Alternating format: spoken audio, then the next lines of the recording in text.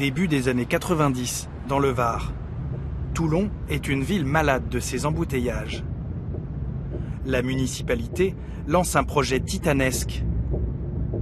Un tunnel de 3 km pour traverser la ville.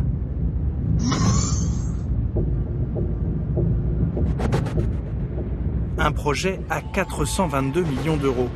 Un chantier hors norme, sur plus de 20 ans. Avec une belle promesse, en matière de déchets, l'opération sera exemplaire.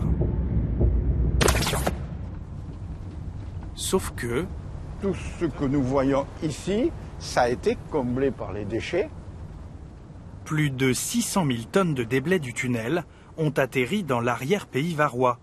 312 000 tonnes de déblais forment un vaste plateau qu'un champ de panneaux solaires peine à dissimuler. En 2 ans à peine, cette parcelle de 22 hectares a été défigurée. Pourtant, la justice a été clémente avec son propriétaire. Il a juste été condamné pour le dépassement de son permis d'aménagement agricole. De mémoire, ils ont été condamnés à 5 ou 6 000 euros d'amende, ce qui est des sommes ridicules, compte tenu des masses d'argent qui ont transité ici. Pour déposer des déchets, un camion, normalement en décharge légale, c'est 250 euros. Ici, même si c'était 50 euros le camion, calculé. Nous n'avons pas eu besoin de calculer.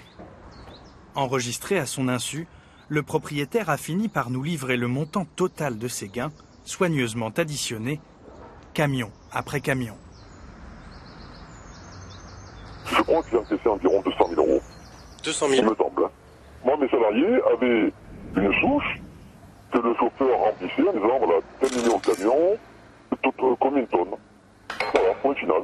Moi, j'avais un bon pour lui, un bon pour le chauffeur, un bon pour le donneur d'ordre qui débrouille, au final. Voilà, donc il y avait 3 ou 4 feuillets, et chacun avait un. Donc c'est-à-dire, c'était simple de prouver que c'était...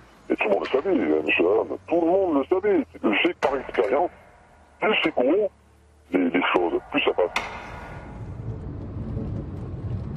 En traitant avec ce propriétaire pour se débarrasser de ses déblais, le groupe Bouygues aurait fait de belles économies, jusqu'à ce que la préfecture n'intervienne.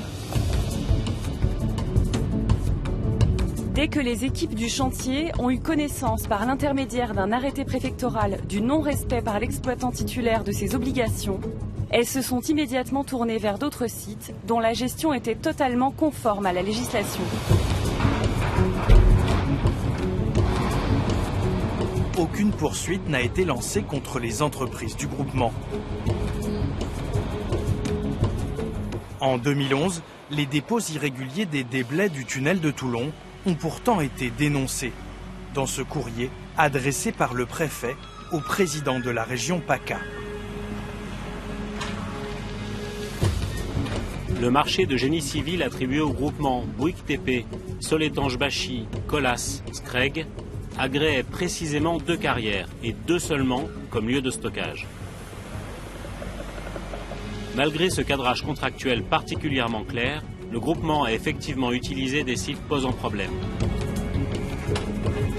Selon le préfet, entre 2007 et 2009, au moins 3 sites non autorisés auraient été pollués dans l'arrière-pays provençal. Malgré l'injonction des magistrats, le propriétaire qui a stocké les déblais de Bouygues n'a pas remis son terrain en état.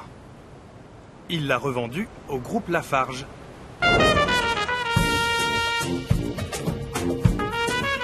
En 2016, le leader mondial du béton l'a tapissé de panneaux photovoltaïques, en partenariat avec Engie, le numéro 1 français de l'énergie solaire.